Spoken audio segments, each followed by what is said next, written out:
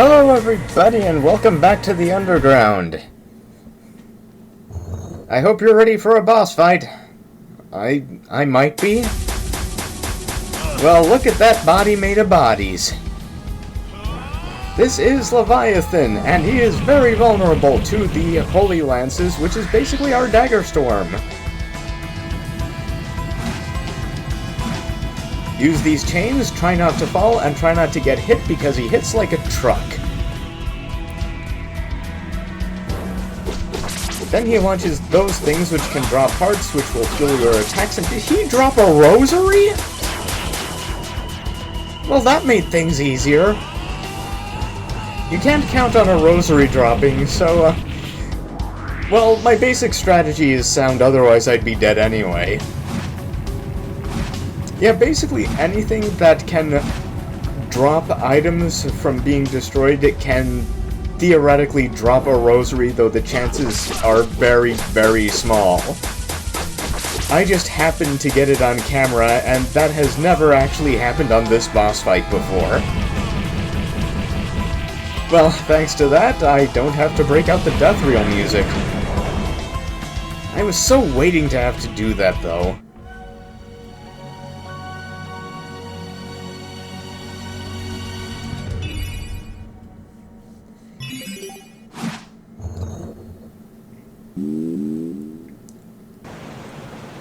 And a reward for that is the double air dash. Alright, we've got places to go.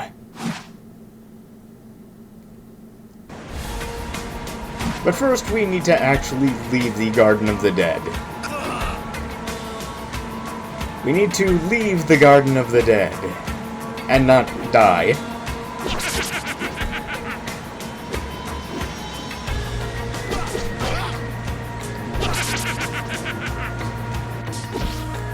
Thankfully, escaping will be easier enough now that we don't actually have to worry about, oh, I don't know, searching for things.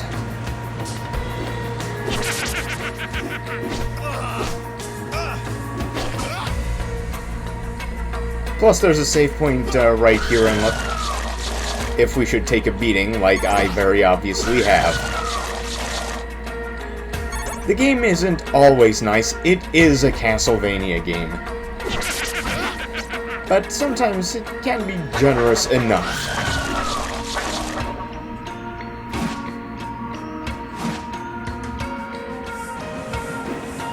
I'm not taking any chances. I'm a savin'. So basically for the rest of this video we're going to be going to places that I wasn't all that interested in going until I had acquired all of the treasures of the Garden of the Dead. Like the hover, the double air dash, all that sort of thing. It's basically an item cleanup video.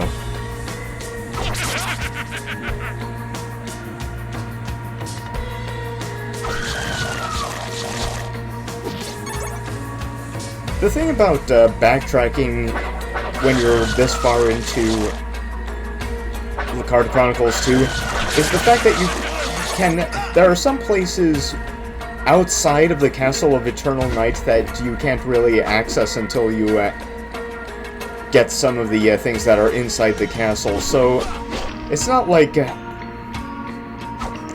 it's divided in half as sharply as, say, Darm Tower is from the rest of East 1. Oh, come on, Slowgra, you're old news. You don't even start as a boss in this game.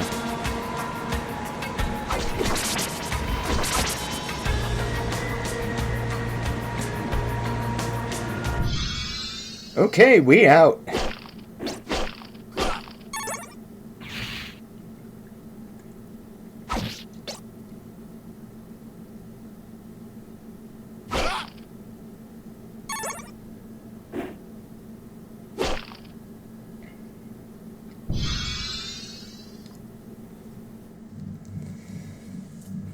Okay, since we have the hover and the 100% curse resist, there's a place we can go now that I was kinda not wanting to do until I was fully prepared.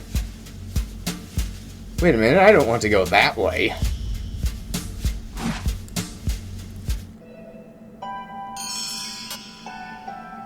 I'm just gonna save it up a bit here.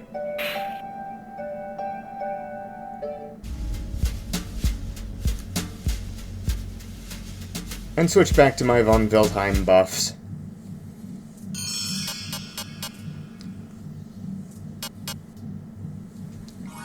Okay, we're going to be heading back to the underground cave because there's a path that we didn't go down the last time we were there.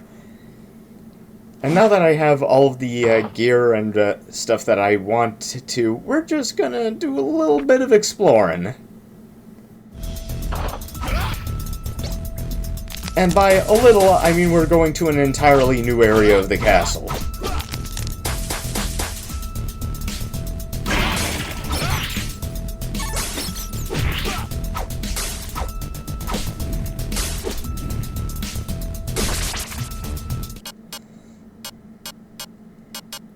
Okay, now we're actually going to equip the anti-curse item, because it's pretty necessary for what we're going to be doing.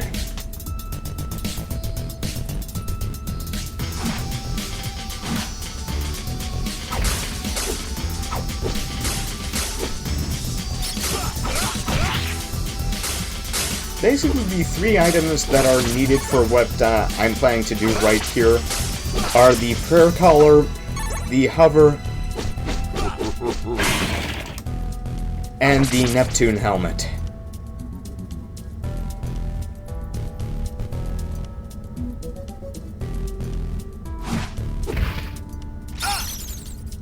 Not the dagger, though.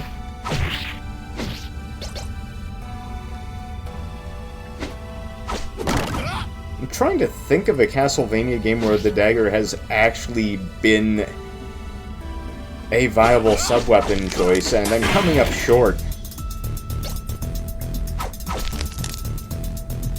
Okay, so here's the reason that I wanted the prayer collar. You see, this corridor... Oh, wait, there's a note here. I could stare at it forever, and apparently he tried. You don't outstare a mirror, buddy.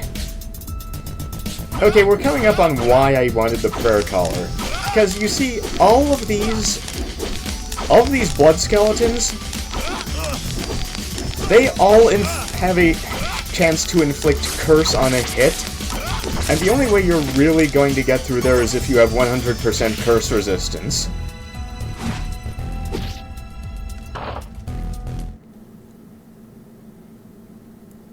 But if you make it through, you find an entirely new major area, the Underground Aqueduct, and there's a lot of good stuff down here. It starts off with a Heart Max extend.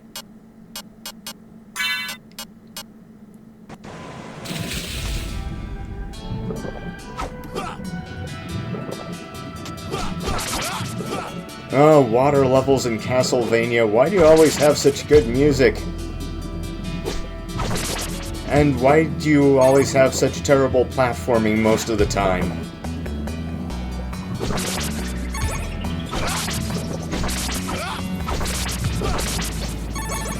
So these are basically the same fish we saw in lakes earlier in the game. Nothing too special.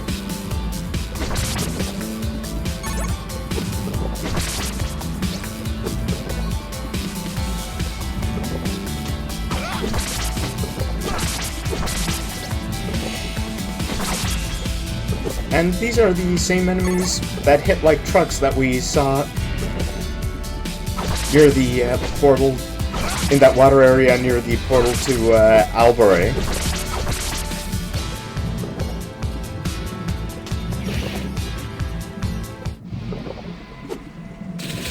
Okay, first doorway, and what's here? Oh, sorry to disturb you, sir. We'll be coming back there later.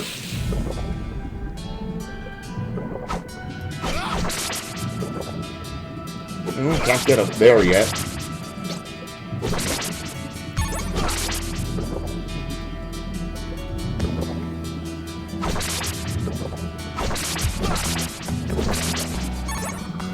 Yeah, water levels in Castlevania... I think that Castlevania 3 had 2, actually. Castlevania 4 had the Ruins stage. Castlevania Bloodlines had the Sinking Old Sanctuary in Greece. And I'm pretty sure that Rondo of Blood had one. It seems like the kind of jerk that would do that.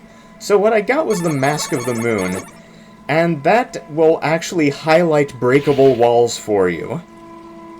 So if you're not as rigorous about testing every wall in the game like I am, it's a pretty big help to help you suss out hidden treasures and all that.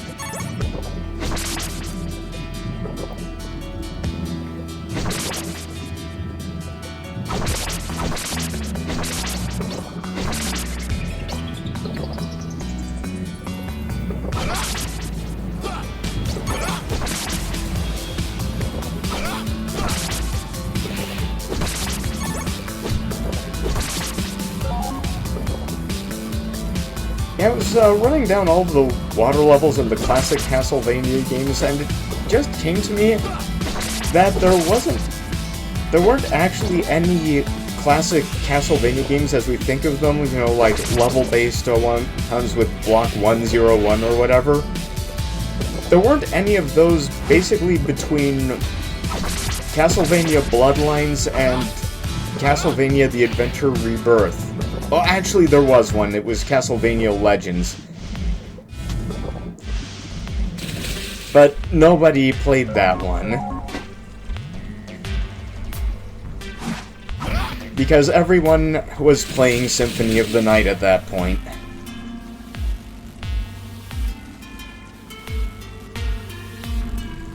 Oh, spikes. Better equip my spike disposal suit. Well, that's not an air dash. Oh. Well, I won't be able to do that until I find a way to extend the range of my air dashes, so... oh well.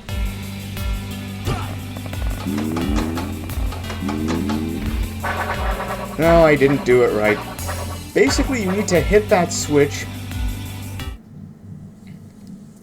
There's the last portal. You need to hit that switch, then use the hover to hover in place until the gate opens, and then drop in.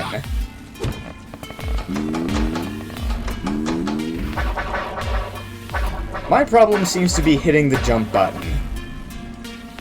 That is a very bad problem to have when you're playing a Castlevania game.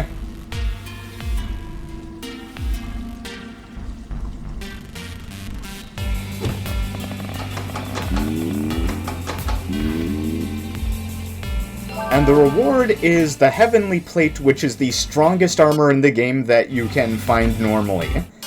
There are a couple of more powerful armors that you can get as rare drops from certain enemies, but the Heavenly Plate is the most powerful thing you can just find.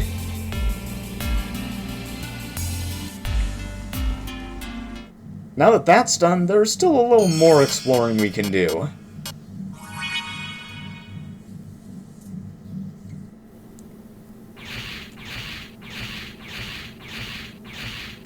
Because we have the double air dash, we can now go to a place that we couldn't reach in the lowest reaches of the underground cave.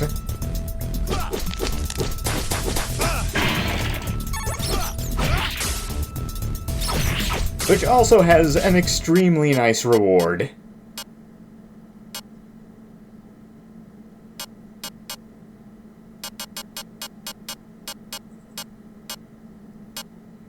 Just making sure all my equips were in order.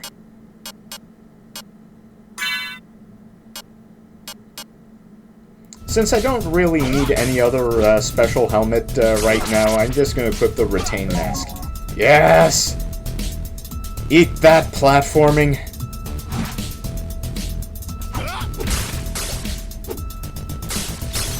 spikes aren't gonna get me down today.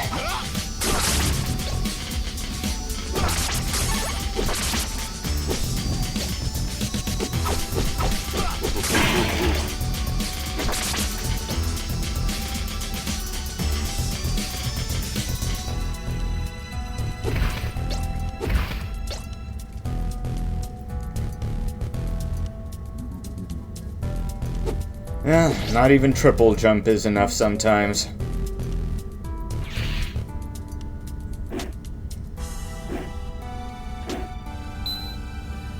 Okay, we just save here, and we're gonna take care of a couple of things down here.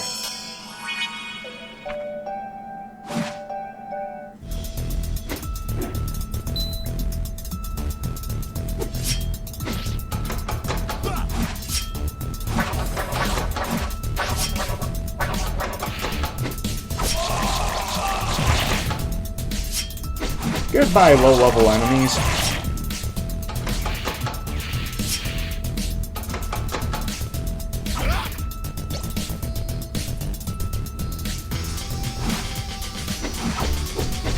Yeah, I think one of my problems with Rondo of Blood is that there are a lot of just plain normal enemies that just plain took too many hits.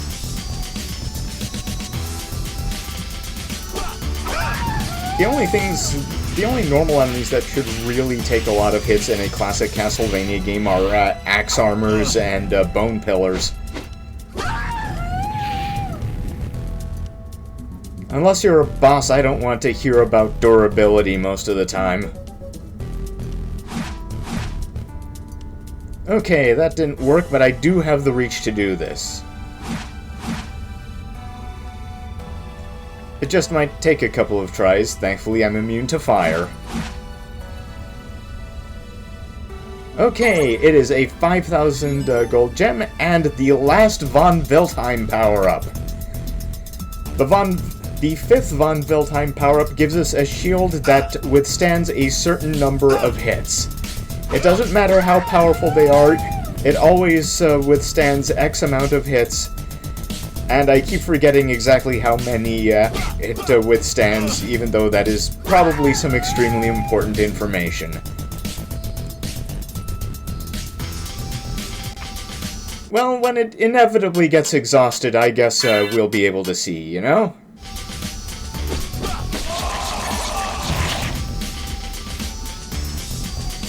However, this power actually allows us to go into a room that we wouldn't be able to fully explore otherwise, because if we went in there, we would die.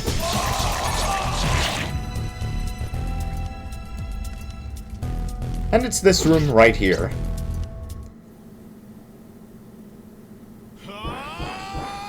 If we went any further than this, we wouldn't be able to proceed,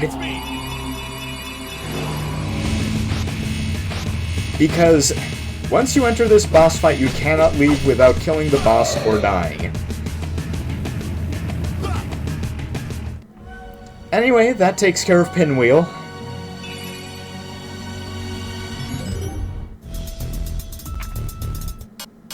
And we get a black orb.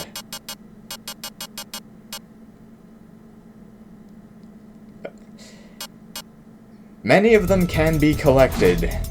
Many of these black, disturbing relics can be collected. Well, I guess I know what we may have to do.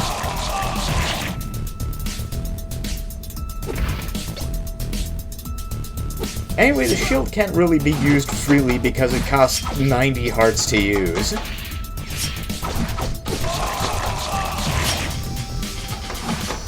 Though without the shield, you can't actually approach that boss. He's too far away for any sub-weapons to hit, due to being off-screen.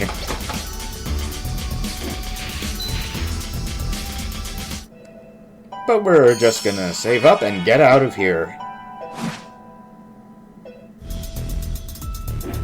I believe there's one more place we're going to explore now that we've finished all that rot.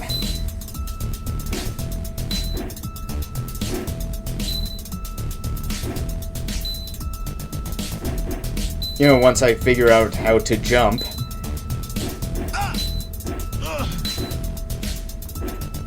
There we go, projectile-assisted jumping. Works every time.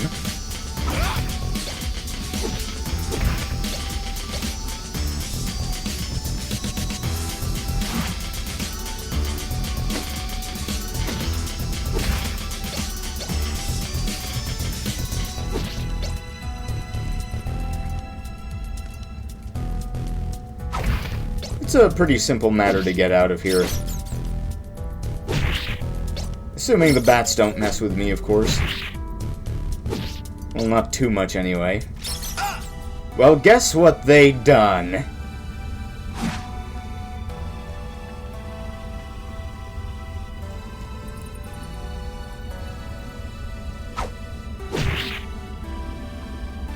That's what you get for messing up my jumping.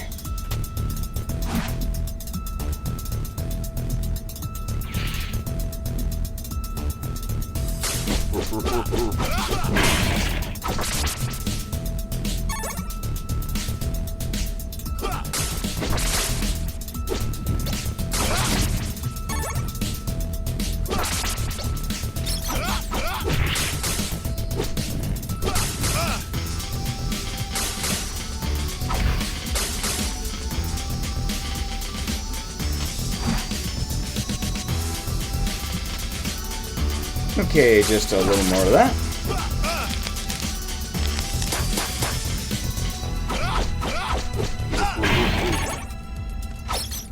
A little more of exploding a skeleton, because that's what we do.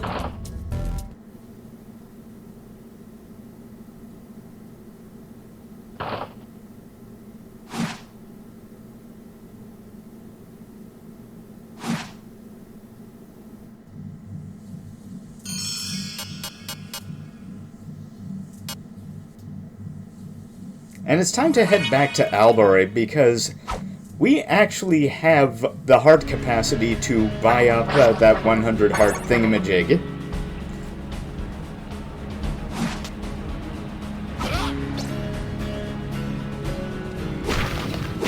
Why do I panic there? Just why?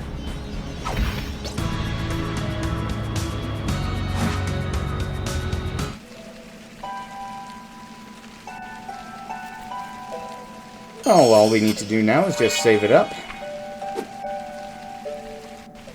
And we don't actually have the 100 required hearts quite yet, but the mermen on the bridge leading to this town are a great place to farm hearts. Farming hearts, it's like Castlevania 2 all over again.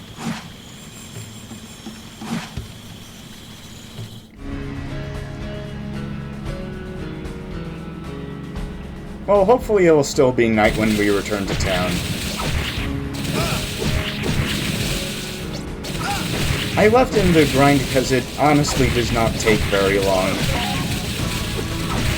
They pretty regularly drop 5 hearts a pop.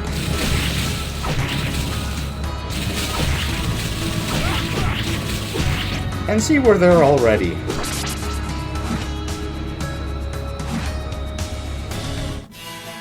Oh no, it's daytime, so we're going to have to pass the time.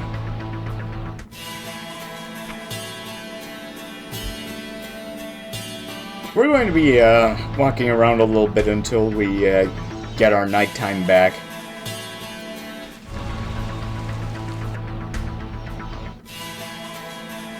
Yeah, I was talking about Castlevania 2, but the thing about Mig is that he's fairly open that this game was far more inspired by Castlevania 2 than any of the other exploring Castlevania games.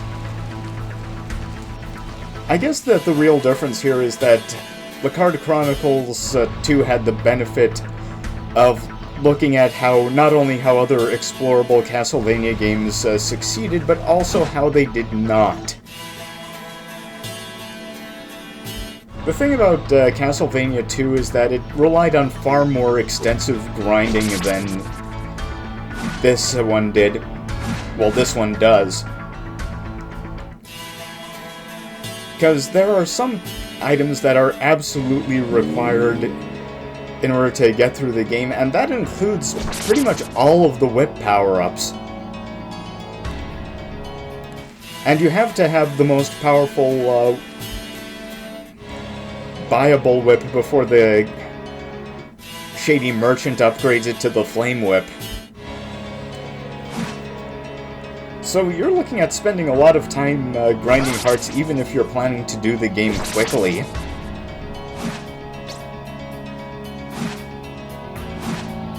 And even if you do the game quickly, it feels like they kind of messed up with the ending somewhere.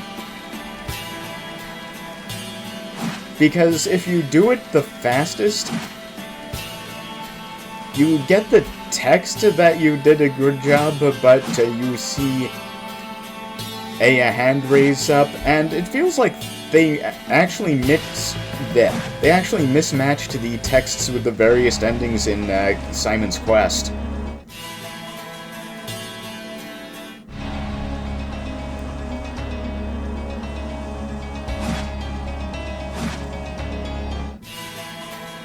Still, I do like the fan patch that adds some of the older features of the game back into the English version of, well, an English version of Simon's Quest. Such as, you know, actual save files. Okay, now we can actually buy the thing.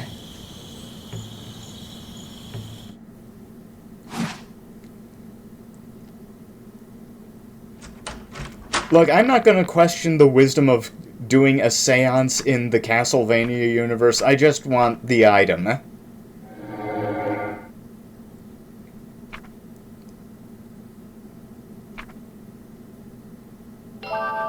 And we got the resist collar.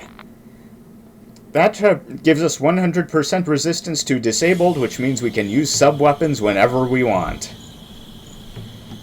The thing is, not many enemies actually use disabled. Well, anyway, that's all the Castlevania for this video. So I will be seeing you next time where we do some more exploring inside the castle. Be seeing you then, and goodbye.